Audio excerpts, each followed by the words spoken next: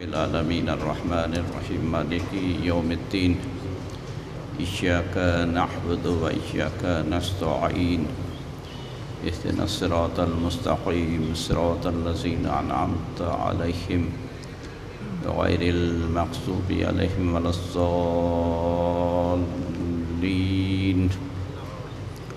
اللهم اغفر للمؤمنين والمؤمنات والمسلمين والمسلمات صلوات على محمد وعلى محمد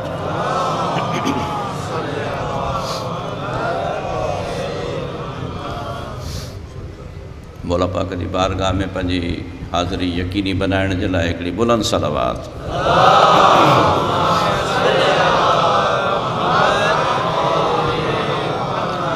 ला हौल वला कुव्वत इल्ला बिल्लाहिल अलिय्यिल अज़ीम अऊज़ु बिल्लाहि मिनश शैतानिर रजीम बिस्मिल्लाहिर रहमानिर रहीम अल्हम्दुलिल्लाहि रब्बिल आलमीन अस्सलातु वस्सलामु अला सय्यदना व मौलाना मौला सकलैन अबिल क़ासिमी मुहम्मद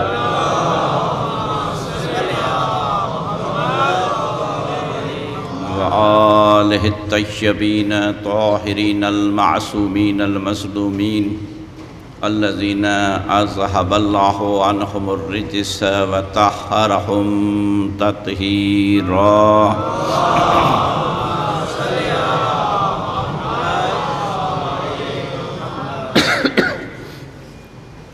अम्मा बादु फ़क़द क़ाल अल्लाहु सुब्हानहु तबारक व तआला फ़िल क़ुरआनिल मजीद वल फ़ुरक़ानिल हमीद वल बुरहानुर रशीद व क़ौलुहुल हक़ इन्न अहसनल हदीस बिस्मिल्लाहिर रहमानिर रहीम वमा खलक़तुल जिन्न वल इंस इल्ला लियअबुदून सलावत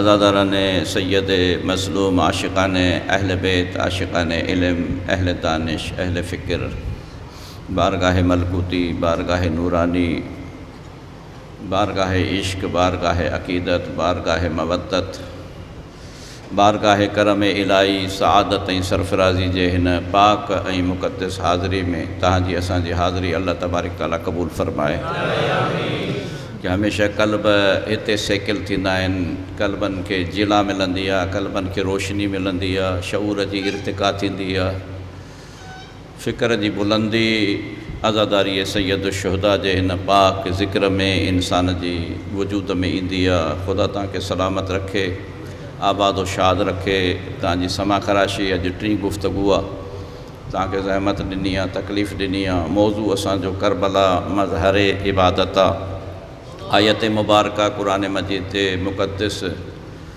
सूरह मुबारका जी 51 सूरो आहे क़ुरान मजीद जो ऐं उन जी 56 नंबर आयत तव्हांजे ख़िदमत अक़दस में बयान फ़रमाई आहे वमा ख़लक़तुल जिन्न वल इंस सूरह मुबारका ज़ारियात वमा ख़लक़तुल जिन्न वल इंस इल्ला लियअबुदून उमूमी आयत आहे आम तरह हर को ज़ाकिर ख़तीब इन ते गुफ़्तगू कंदो आहे लेकिन हक़ीक़त में इंसानियत जे माहसल इंसानियत जे मक़सद तख़लीक़ इंसानियत जी सरफ़राज़ी इंसानियत जे उरूज जो ज़वाल जी सॼी माना इन आयत में समायल आहे छो त इंसान जी मक़सद तख़लीक़ बयानु कयो वियो आहे असांजो मक़सदु छा आहे असांखे छो अल्लाह पैदा कयो आहे अल्लाह तबारक ताला या करम नवाज़ी छो कई आहे ख़ुदा पंहिंजे फ़ैज़ खे जारी छो कयो आहे इहो ख़ुदा जो फ़ैज़ आहे जो तोखे पैदा कयो अथई अल्लाह तबारक ताला खे ज़रूरत न आहे जो ख़ुदा जी बारगाह इन ॻाल्हि खां पाक आहे मुनज़्ज़ह आहे इन ॻाल्हि खां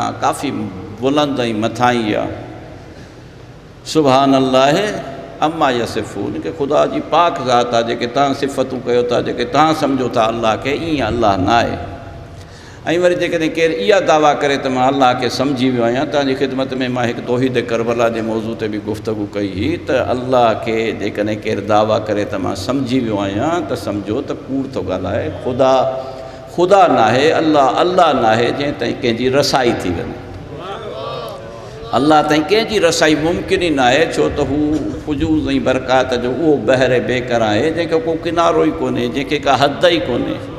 हर जा हाज़िर आहे, किथे ज़ाहिर आहे, किथे बातिन आहे। अल्लाह तबारक ताला जे वजूद खे सम्झण जे लाइ मज़ाहिर हूंदा आहिनि, ज़वाहिर हूंदा आहिनि, जंहिंसां अल्लाह तबारक ताला जे वजूद जे तरफ़ इंसान मुतवजा थींदो आहे। हर कंहिं इंसान जो पंहिंजो पंहिंजो ज़र्फ़ हूंदो आहे, थांव हूंदो आहे, ऐं उन थांवनि जे मुताबिक़ ख़ुदा ताला जी पाक बारगाह में पहुचण जी कोशिशि कंदो आहे।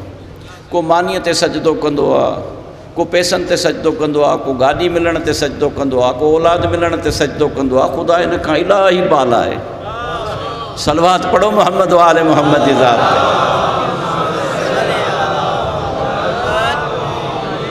ऐं ख़ुदावंद मुताल इंसान खे ख़ल्क़ कयो आहे। उन इंसान जी ख़िलक़त में या जेका ही आलम आहे, ही जेका काइनात आहे, इन सॼी खे ख़ुदा ख़ल्क़ कयो आहे। ऐं ख़ालिक़ हू आहे, हू ख़ुदि पंहिंजी ख़िलक़त ते नाज़ करे थो। तबारकल्लाह अहसनुल ख़ालिक़ीन। ख़ुदा पंहिंजे पाण खे मुबारक ॾिए थो। बारक आहे ख़ुदा, मुबारकबाद जे लाइक़ु आहे, तहसीन जे लाइक़ु आहे। केॾो अल्लाह आहे जंहिं कहिड़ी ख़िलक़त कई आहे। ऐं पोइ जॾहिं ख़िलक़त ते ख़ुदा नाज़ करे, छा उहा ख़िलक़त कंहिंखे सम्झ में ईंदी?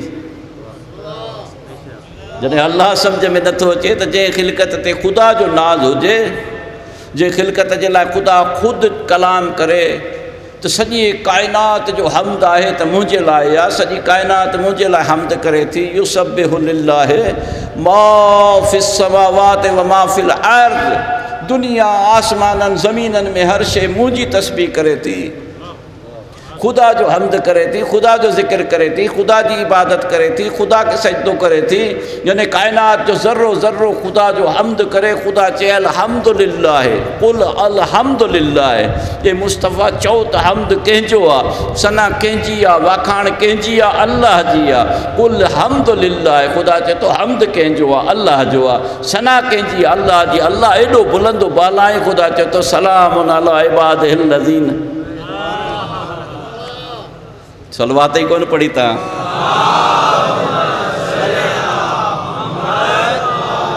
हमदा त मुंहिंजे लाइ आहे, वाखाणा त मुंहिंजे लाइ आहे, बुलंदी आहे त मुंहिंजे लाइ आहे, इज़त आहे त मुंहिंजे लाइ आहे, पाकाई आहे त मुंहिंजे लाइ आहे, तक़दीस आहे त मुंहिंजे लाइ आहे। लेकिन जिन खे मूं ख़ल्क़ कयो आहे, मां ख़ुदा उन्हनि ते सलाम मोकिलियां थो। ख़ुशि नसीब आहे उहो इंसान जंहिं ते ख़ुदा सलाम मोकिले, पंहिंजो राब्तो उन सां जोड़े। ख़ुशि नसीब आहे उहो इंसान जंहिंजो वास्तो उन सां हुजे जंहिंजो ख़ुदा सां वास्तो आहे।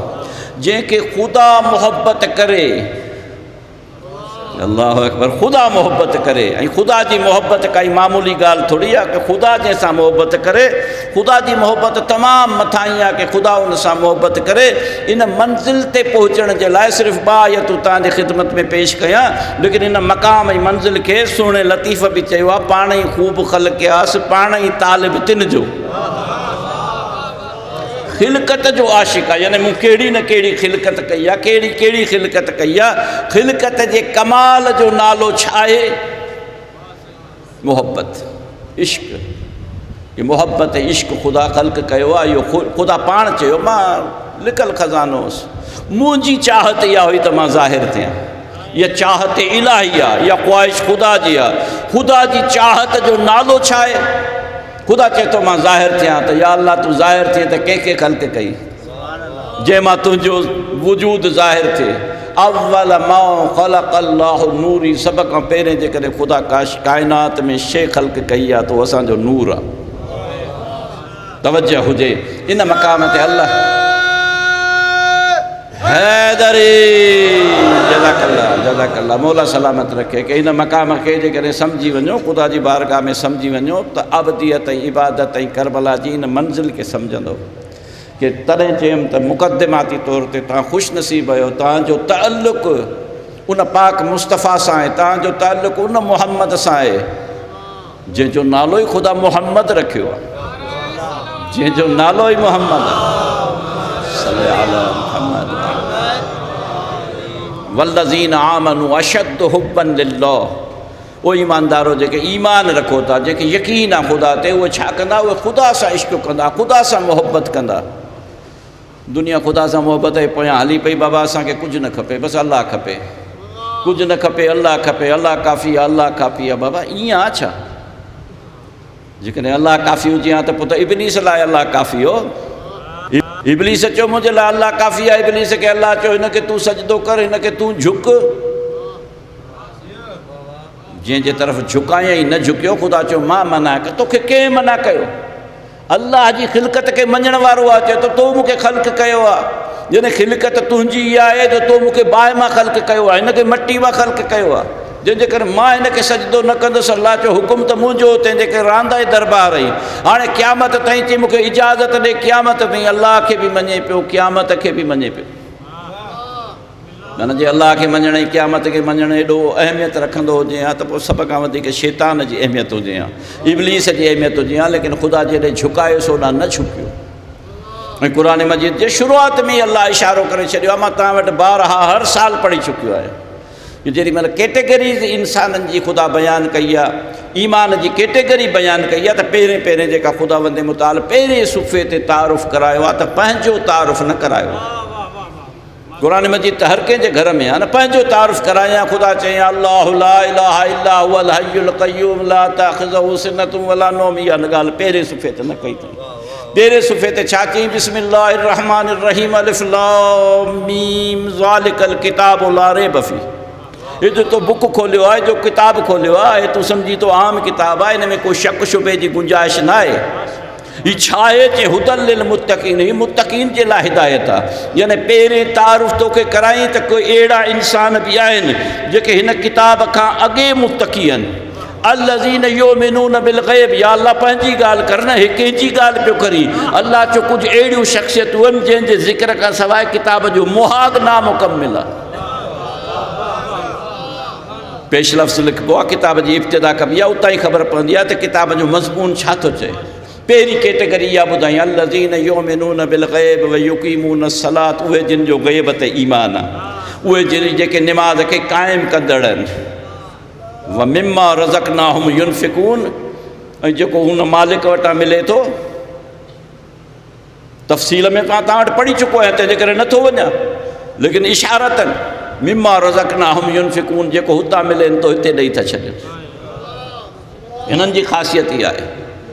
जेको तो ते नाज़िल थियो आहे, बिमा उनज़िला इलैक, जेको तो ते नाज़िल थियो आहे, माना हाणे मुहम्मद बि न आहे, मूंसां गॾु आयो अलाए न आयो। बिमा उनज़िला इलैक, जेको तो ते नाज़िल थियो आहे, उन ते बि ईमान अथनि। ऐं जेको तोखां अॻे क़ब्लिक, तोखां अॻे नाज़िल थियो आहे, उन ते बि ईमान अथनि। हीउ क़ुर जो अञा किताब आहे, अञा क़ुर तव्हां खोलियो आहे। उलाइका अला हुदम मिन रब्बिहिम। मुसलमान थोरो पहिरें सुफ़े ते ई गौर करे छॾ। भई पहिरें त नथो करे सघीं त ॿिए सुफ़े ते अची वञ। तक़रीबन सभिनी क़ुर मजीद में ईअं पहिरियों सुफ़ो ऐं ॿियो सुफ़ो। पहिरें सुफ़े ते उलाइका अला हुदम मिन रब्बिहिम व उलाइका हुमुल मुफ़्लिहून। तफ़सील में असुल नथो वञा, तव्हां ते तफ़सील में वञा त मजलिस इन ते अची वञे। तव्हां सभु पढ़ियो लिखियो अहले इल्म हज़रात आहियो, यानी कंहिंजी ॻाल्हि आहे, कुझु अशख़ास जी ॻाल्हि आहे, कुझु शख़्सियतुनि जी ॻाल्हि आहे, कुझु हस्तियुनि जी ॻाल्हि आहे, जंहिंजे लाइ ख़ुदा चए थो उलाइका ही केरु आहिनि अला हुदम मिन रब्बिहिम। अल्लाह जे तरफ़ां जेका हिदायत आहे उन जे मथां आहिनि। हीअ हादी आहिनि, हिदायत जे मथां आहिनि। उलाइका हुमुल मुफ़्लिहून, हिननि जी ॻाल्हि इहा आहे पहिरीं कैटेगरी। ॿी कैटेगरी छा बयानु कयईं क़ुर मजीद में? अल्लाह तबारक ताला वल्लज़ीन कफ़रू, ऐं उहे जेके काफ़िर आहिनि, उन्हनि जे लाइ छा चए? ख़तम अल्लाहु अला क़ुलूबिहिम। उन्हनि जे क़ल्बनि ते ख़ुदा मोहर हणी छॾी आहे। पंहिंजो मौज़ू बि कोन्हे। उन्हनि जे कननि ते मोहर आहे। समिअहुम वला अबसारिहिम, उन्हनि जे अखियुनि ते मोहर आहे। असांजो मौज़ू ई कोन्हे। भला जंहिंजूं अखियूं बंदि हुजनि उन सां छा, जंहिंजा कन बंदि हुजनि उन सां छा ॻाल्हाइबो? जंहिंजे क़ल्ब ते ताला हुजनि उन सां छा ॻाल्हाइबो? असांजी मजलिस क़ल्ब ते तालनि वारनि जे लाइ न आहे। असांजी मजलिस उन जे लाइ आहे जंहिंजो ज़मीर ज़िंदा हुजे।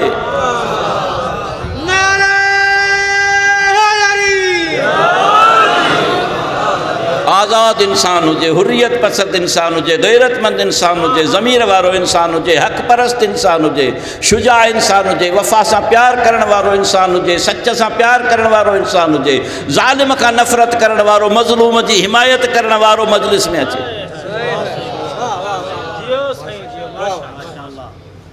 इहा कैटेगरी बि छॾे ॾिनीसीं। अञा त मां उहा आयत न पढ़ी आहे, सिर्फ़ु शान जी आयत आहे, तंहिंजे करे मुंहिंजो मौज़ू इहो न आहे। लेकिन सिर्फ़ु तव्हांजे ख़िदमत अक़दस में देरि घणी थी वई आहे न, जो देरि थी वई आहे त मूंखे वरी पंहिंजो मुक़दमो समेटणो थो पवे, वग़ैरह मां टाइम ते पढ़ां त इहा शइ न पढ़ां, लेकिन हाणे देरि सां तव्हांजे थकावट खे दूरि करण जे लाइ मौज़ू खां हटी ॻाल्हि पियो कयां। अल्लाहु अकबर। हाणे अलाह तबारक ताला टी कैटेगरी बयानु कई आहे, गौर सां ॿुधो। ऐं क़ुर मजीद थो पढ़ां, यानी पंहिंजी का तफ़सील ई नथो कयां, को तफ़सीर ई नथो कयां, माना ताईं नथो कयां, माना सिर्फ़ु इशारतनि थो कयां, माना बि नथो कयां। मुसलमान तूं गौर कर, को फ़िक्र कर, क़ुर पाक जे मथां त अमल कर। हीउ जेको अल्लाह अल्लाह अल्लाह दुनिया खे गुमराह पियो थो करीं अल्लाह जे नाले सां, भई अल्लाह ताईं तुंहिंजी रसाई कीअं थी जो तूं चई थो अल्लाह काफ़ी आहे। वमिन अन्नास मन यक़ूलु आमन्ना बिल्लाहि व बिल यौमिल आख़िर। इंसाननि में हिकिड़ा अहिड़ा आहिनि जेके चवनि था असांजो अल्लाह ते बि ईमान आहे, त आख़िरत जे ॾिहाड़े ते बि ईमान आहे। ख़ुदा चयो वमा हम बिमोमिनीन, इहे मोमिन न अथव। मां चयो छा? मूं त न चयो न साईं, सुभाणे मूं ते त केरु नाराज़ कोन थींदो न। मां चवां त पोइ चओ साईं कहिड़ी ॻाल्हियूं पियो करीं, अलाह खे पियो मञे, तूं चई थो मोमिन न आहिनि। तूं केरु थींदो ई कुफर जी फतवा वण? मूं बाबा कॾहिं चयो काफ़र बि न आहिनि। वमिन अन्नास, इंसाननि मंझां। इंसान ख़ल्क़ थिया न बाबा, माना अहिड़ा त आहिनि जेके अलाह खे मञनि था, अहिड़ा आहिनि जेके आख़िरत खे बि मञनि था। इंसाननि में हुन छा चयो? या अल्लाह तूं मूंखे इजाज़त ॾे, तो मूंखे ख़ल्क़ कयो आहे, माना अलाह खे बि मञे पियो, ऐं मूंखे इजाज़त ॾे यो में मबऊसून, उन क़यामत ॾींहुं उथण वारे ॾींहं ते, यानी आख़िरत खे बि मञे पियो त हिकिड़ो आख़िरत ईंदी, मां तुंहिंजे बंदनि खे गुमराह कंदुसि, मां उन्हनि जे अॻियां ईंदुसि, उन्हनि जे पोयां ईंदुसि, उन्हनि जे खून में ईंदुसि, उन्हनि खे हर तरह सां। अल्लाह चयो तोखे इजाज़त आहे, लेकिन तूं उन्हनि जे मथां सुल्तान न आहीं। चई इहा मूंखे बि ख़बर आहे, मां उन्हनि खे गुमराह त कंदुसि, लेकिन सवाइ उन्हनि जे जेके तुंहिंजा इबाद कल मुख़लिसीन हूंदा, जेके तुंहिंजा मुख़लिस बंदा हूंदा, उन्हनि ते मुंहिंजो वस न हलंदो। इहो उन मक़ाम ते हिन खे एतिरो अकुल ऐं शऊर आहे। अल्लाहु अकबर। अलाह खे मञे, क़यामत खे मञे। हीउ छा थो चए? वमिन अन्नास। हाणे इंसाननि जी ॻाल्हि, होॾे अलाह जिननि खे बि ख़ल्क़ कयो आहे, ॻाल्हि जिन जी। इंसाननि में बि अहिड़ा अची विया। वमिन अन्नास, इंसाननि मां। मन यक़ूल, जेके चवनि था आमन्ना बिल्लाह, काफ़ी न आहे साईं। जेको अलाह जे रसूल वटि अची चए आमन्ना बिल्लाह व बिल यौमिल आख़िर, आख़िरत ते बि ईमान आहे, काफ़ी न आहे। वमा हुम बिमोमिनीन, मोमिन न आहिनि। बीह रहूं न। अल्लाह छा थो चए? युख़ादिऊन अल्लाह, धोखेबाज़ अथव, माना धोखो पिया था कनि, केमो फिरेज पिया था कनि, पटकी पाए धोखो पिया था कनि, निमाज़ पढ़ी धोखो पिया था कनि, सलवार पाए धोखो पिया था कनि। तवज्जो थो चाहियां, माना धोखेबाज़ ख़ुदा थो चए। ख़ुदा सां छा पिया कनि? धोखेबाज़ी। रुॻी ख़ुदा सां न, वल्लज़ीन आमनू, ऐं मोमिननि सां बि धोखो पिया कनि।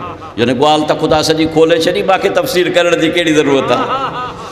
माना किन खे त ख़ुदा मोमिन चयो आहे न, जो धोखेबाज़ी पिया कनि त कंहिंसां पिया कनि? हिकु अलाह सां पिया कनि, ॿिया मोमिननि सां कनि पिया। अॻिते आयत में अलाह चयो अलाह सां केरु धोखेबाज़ी करे सघंदो? या अलाह, पोइ छा मसइलो आहे? अलाह चयो हिननि जे क़ल्ब में मर्ज़ आहे। काफ़र जे क़ल्ब में मर्ज़ न आहे। काफ़र जे क़ल्ब में मर्ज़ न आहे, हुनजे ताला लॻल आहिनि। ख़तम अल्लाहु अला क़ुलूबिहिम, हिन जे क़ल्ब में छा आहे? क़ुलूबुहुम मरज़ुन, हिन जे क़ल्ब में मर्ज़ आहे, हिननि जे क़ल्बनि में मर्ज़ आहे। फ़ज़ादहुमुल्लाहु मर्ज़ा। या अल्लाह, ही वरी छा? तूं त पाण शिफ़ा ॾियण वारो आहीं।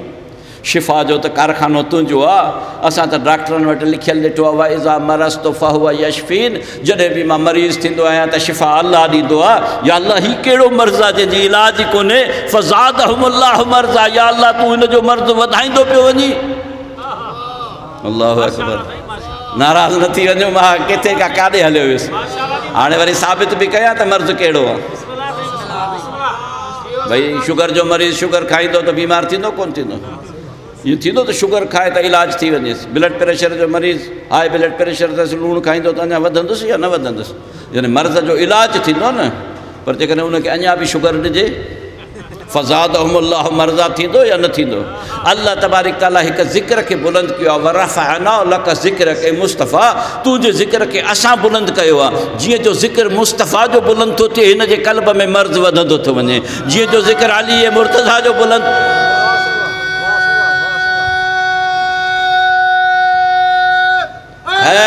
वारी